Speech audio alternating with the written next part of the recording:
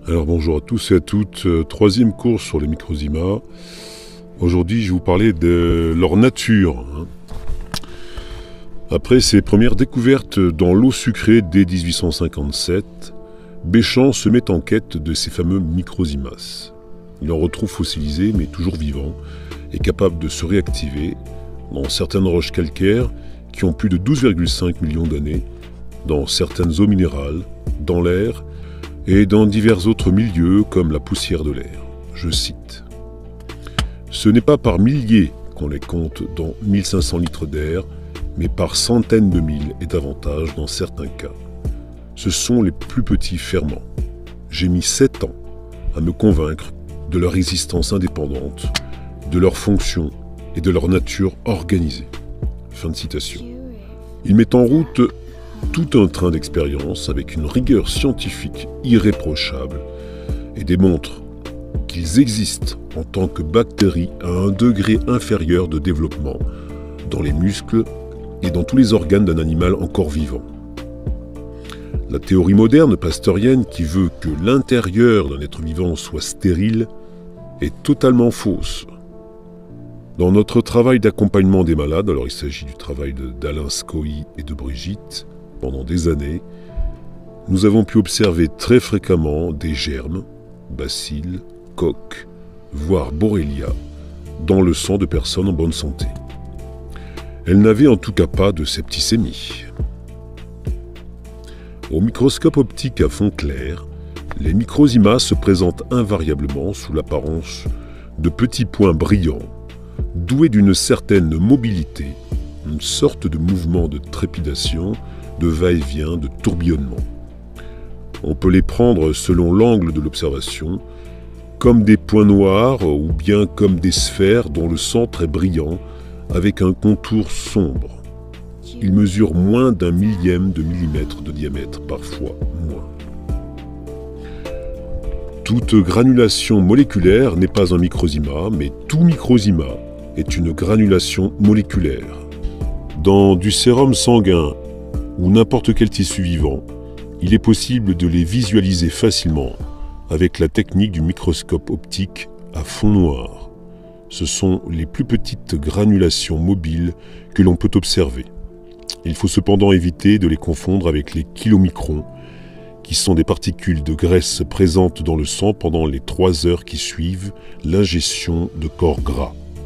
Ces kilomicrons sont plus volumineux que les microzymas. Le professeur Béchamp ne se targue pas d'avoir découvert donc ces granulations moléculaires, mais d'avoir démontré 1. Que certaines d'entre elles, les microzymas, sont des ferments d'une rare puissance, et par suite qu'elles sont organisées dans le sens de la structure. 2. Elles possèdent une fonction de nutrition en vertu de laquelle elles opèrent des transformations profondes de la matière fermentescible, d'où naissent l'alcool, l'acide acétique et dans certaines circonstances, l'acide lactique, l'acide butyrique et d'autres produits plus ou moins nombreux. Cet alcool, ces acides, etc.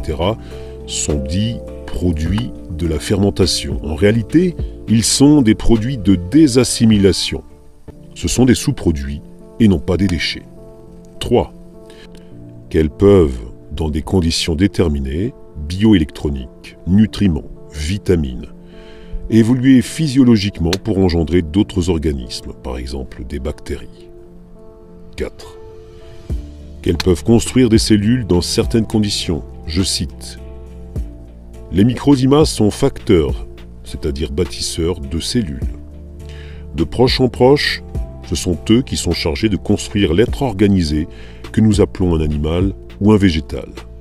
Et Béchamp précise, il n'est pas en notre pouvoir, même quand nous avons tous les genres de microzymas à notre disposition, de constituer avec eux un végétal ou un animal d'ordre un peu élevé.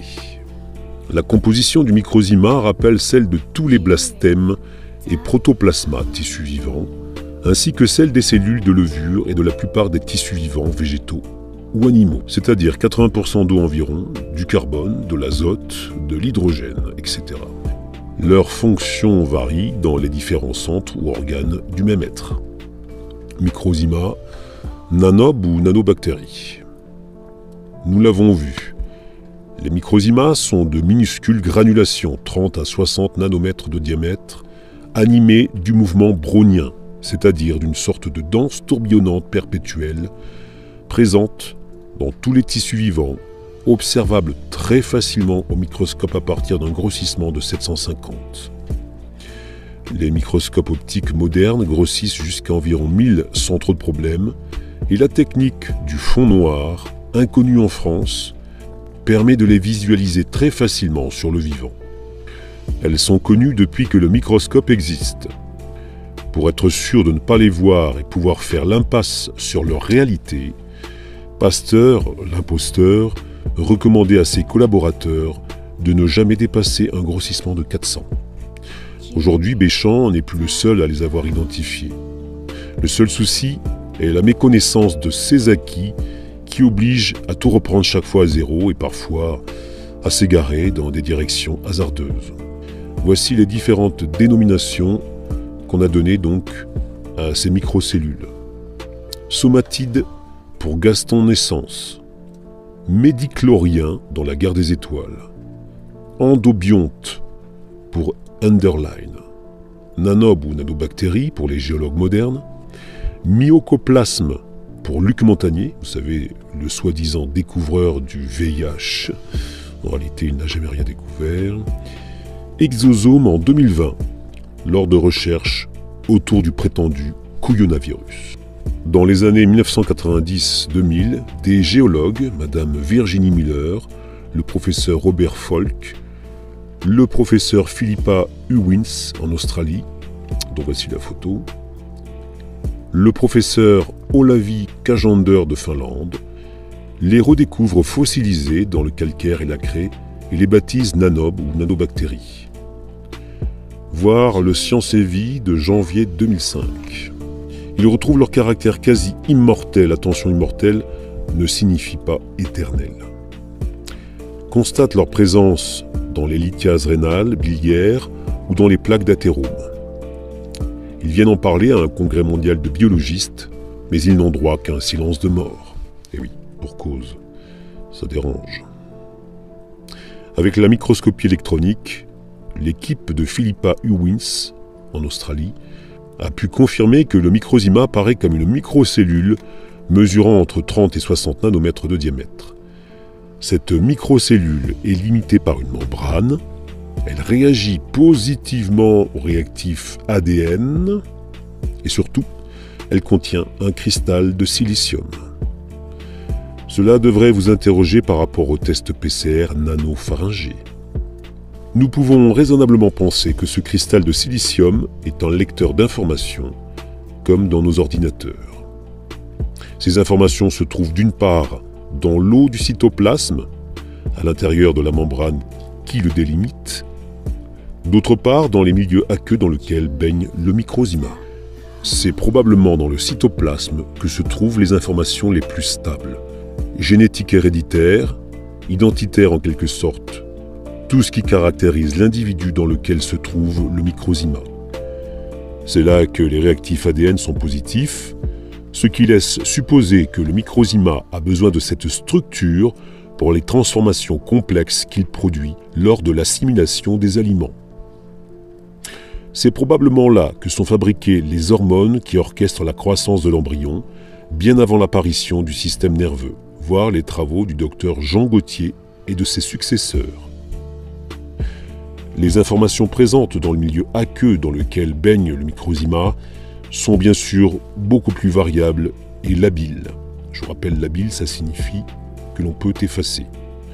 Constantes bioélectroniques, ondes électromagnétiques, médiateurs chimiques, neurotransmetteurs, hormones diverses, nutriments, médicaments et pesticides divers, et aussi sans doute des informations plus subtiles, psychiques, comme la souffrance des animaux et des végétaux martyrisés et objetisés que nous consommons.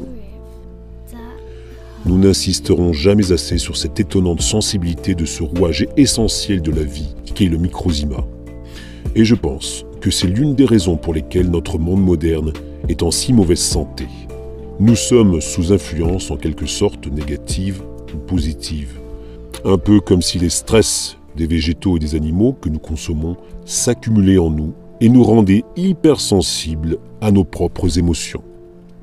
Ce qui ouvre la porte à toutes les somatisations et en particulier au cancer. Je pense que la mascarade politico-sanitaire délirante que nous vivons actuellement présente au moins un avantage. Nous ne pourrons pas continuer à vivre en méprisant notre environnement, nos proches, nos frères animaux et végétaux, ou en nous croyant propriétaires de quoi que ce soit dans ce monde. La vie est un miracle permanent et nous devons apprendre à rendre grâce, à bénir, à respecter. Nous devons être comme le fameux ravi des santons de la crèche de Noël. Quant à moi, j'ai été ravi de vous faire cette lecture. C'est à suivre, bien entendu. Prochain cours, donc ce sera le 4e. Je vous parlerai donc de la formation des cellules. Voilà. Je vous remercie beaucoup pour votre écoute. La suite au prochain épisode. En attendant, soyez heureux.